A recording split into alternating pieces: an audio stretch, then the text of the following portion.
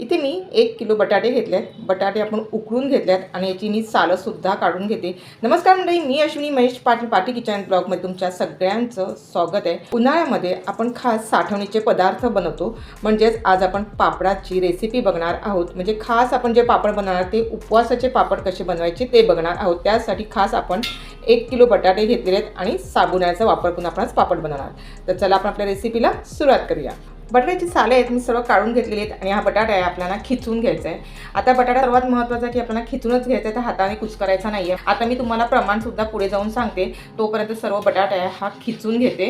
आता इथे मी सर्व बटाटा आहे हा खिचून घेतला आहे. हा आपण बाजूला ठेवून देऊया. आता इथे मी घेतला आहे साबुदाणा. इथे बघू शकता जो साबुदाणा घेतला ना, जो आपल्याला एकदम बारीक साबुदाणा मिळतो मार्केटला, तो मी घेतलेला आहे. इथे तुम्हाला जर का मोठा साबुदाणा घ्यायचा असेल तुम्ही मोठासुद्धा वापर करू शकता, पण इथे मी लहान असा साबुदाणा घेतलेला आहे. आता हा साबुदाण्याचं माप म्हटलं तर मी जर अर्धा किलो प्रमाणात हा साबुदाणा घेतलेला आहे. म्हणजे आपल्याला 1 किलो बटाटे तर अर्धा किलो हे साबुदाणे घ्यायचे आहेत. आता साबुदाणे आपण म्हटलं तर मी तुम्हाला प्रमाण पुढे जाऊन नंतर पुन्हा सांगणारच आहे, पण सध्या आपण इथे अर्धा किलोच्या प्रमाणात घेतलेल्या आहेत. आणि थोडंसं पाणी घालून इथे आपल्याला हे पाणी टाकून साबुदाणे व्यवस्थित भिजवायचे आहेत. खूपसुद्धा भिजवायचे नाही, अगदी थोडं थोडं आपल्याला पाणी घेऊन व्यवस्थित असं साबुदाण्याला पाणी असं लागलं पाहिजे इथपर्यंतच आपल्याला भिजवायचे. म्हणजे इथे जवळजवळ मी पाव कप इथे पाणी घेतलेलं आहे. म्हणजे जवळजवळ आपल्याला एक 4-5 चमचे फक्त पाणी लागणार आहे. आता बघू शकता अगदी मी थोडं थोडं पाणी घालूनच मिक्स करून घेते. आता इथे ना जो आपण साबुदाण्याचे पापड बघणार आहोत, म्हणजे साबुदाणा आणि बटाटा मिक्स असे पापड बनवणार आहोत.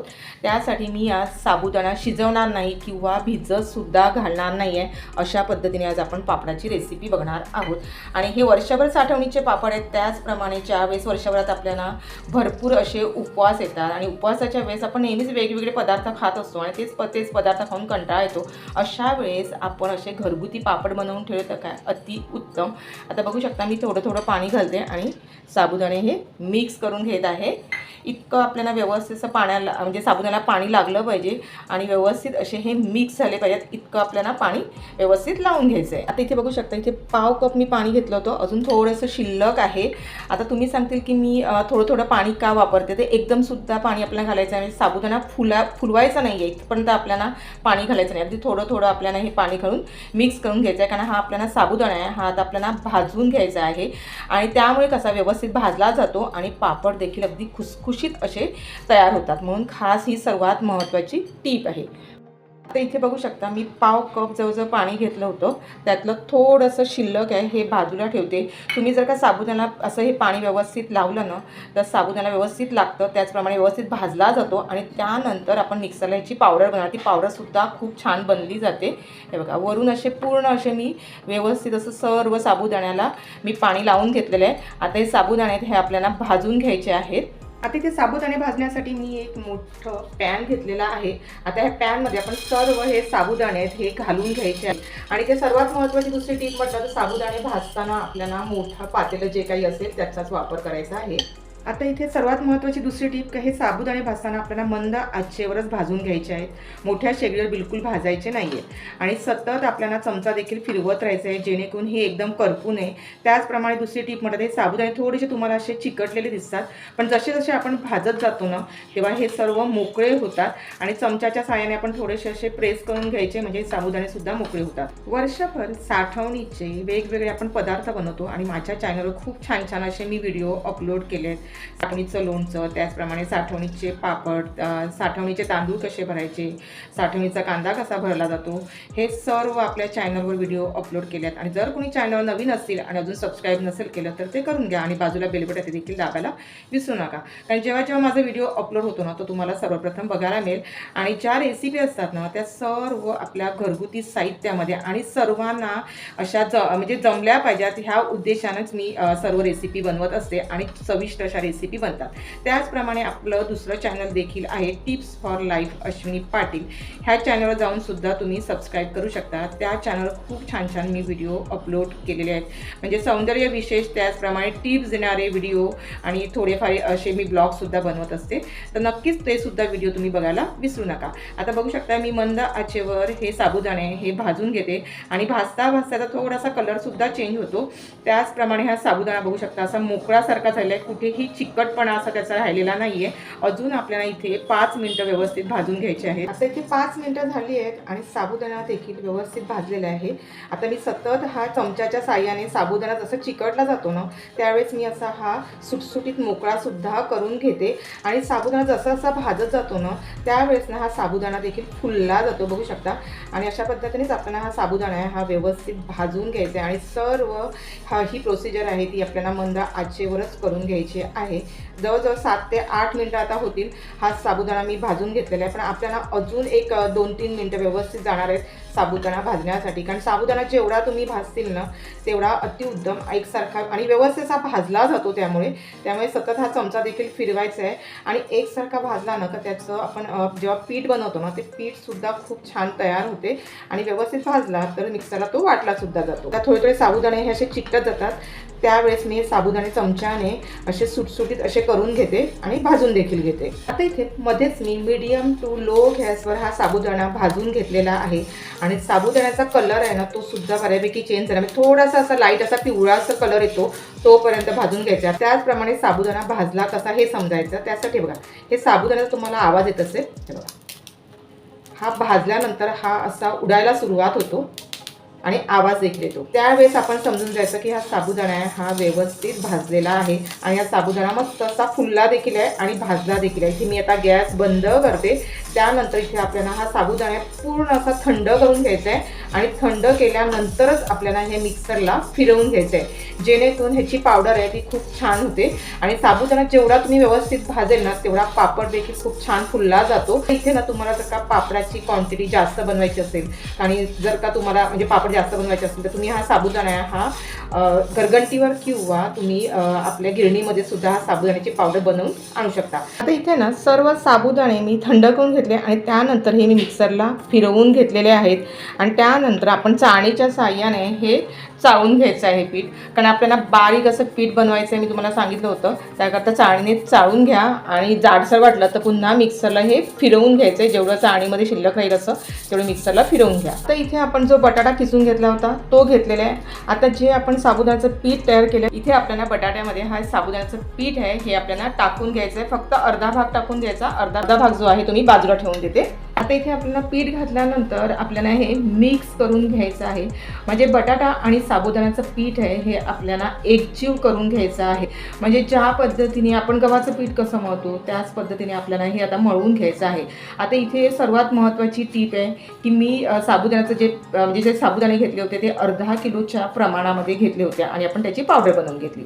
तर आता इथे आपल्याला जेवढं म्हणजे बटाट्यामध्ये जेवढं हे साबुदाण्याचं पीठ आहे तेवढं थोडं थोडं टाकून मिक्स करून घ्यायचं आहे आणि आपण घट्ट असं हे थोडंसं मळून घ्यायचं आहे. म्हणून आपण थोडं साबुदाण्याचं जी पावडर म्हणजे जे पावडर बनवली आहे थोडीशी जास्त करून घ्यायची. म्हणजे जसं लागेल त्या पद्धतीनेच इथे आपल्याला पीठ टाकायचं आहे. म्हणजे 1 किलोच्या प्रमाणात तुम्ही तसं बघितलं तर आपल्याला 400 ग्रॅम इतकं आपल्याला हे साबुदाण्याचं पीठ लागतं. उरलं तरी काही हरकत नाही, आपण उपवासाला साबुदाण्याच्या पिठाचा वापर करू शकतो. पण थोडंसं पीठ आहे ना हे थोडं जास्त करून घ्यायचं, कारण वेळेवर जर का आपल्याला ह्या बटाट्यामध्ये मिक्स करताना थोडं लागलं तर पुन्हा भाजावे लागतील. त्यासाठी आपण काय करायचं थोडं जास्तच करून घ्यायचं. इथे बघू शकता थोडासा बटाटा आहे ना हा थोडासा जो सैलसर आहे त्याच्यासाठी मी पुन्हा इथे पीठ टाकलेलं आहे. पीठ घेऊन आपल्याला पुन्हा मिक्स करून घ्यायचं आहे. तुम्हाला जर का मळताना काही त्रास होत असेल तर थोडंसं हाताला पाणी घ्यायचं आणि हे पीठ आहे हे मळून घ्यायचं आहे, कारण काय बटाटा आहे थोडासा हाताला चिकटतो आणि साबुदाण्याची पावडर सुद्धा चिकटते. तर अशा वेळेस ना थोडं पाण्याचा हात म्हणजे हाताला पाणी घ्यायचं, पाणी टाकायचं नाही आहे आपल्याला, तर नुसतं हाताला थोडंसं पाणी घ्यायचं आणि हे पीठ आहे हे आपल्याला मळून घ्यायचं आहे. आता इथे बघू शकता मी पीठ आहे हे मळून घेतलं आहे आणि इतकं लूज हे आपण असं थोडंसं असं लूजसर मळून घेतलं आहे. आता इथे मी अर्धा किलो साबुदाण्याचं पीठ बनवलं होतं, त्यातलं जवळजवळ हे मला वाटतं 200 ग्रॅम इतकं शिल्लक आहे. म्हणजे आपल्याला जवळजवळ ना 300 ते 350 ग्रॅम फक्त आपल्याला हे साबुदाण्याचं पीठ लागतं. आता इथे ना आपल्याला थोडंसं आपल्याला टेस्ट येण्यासाठी इथे आपण अख्खं जिरं घालणार आहोत. तर 3 टेबलस्पून इतकं जिरं घातलेलं आहे. त्याचप्रमाणे मी इथे सेंदो मीठ वापरणार आहे. चवीनुसार आपल्याला मीठ घालायचं आहे. आता इथे उपवासाचे आपण पापड बनवतो त्याकरता मी सेंदो मीठ वापरलं आहे. तुम्ही तुमच्याकडे जे मीठ खात असेल उपवासाला त्याचा वापर केला तरी सुद्धा चालेल.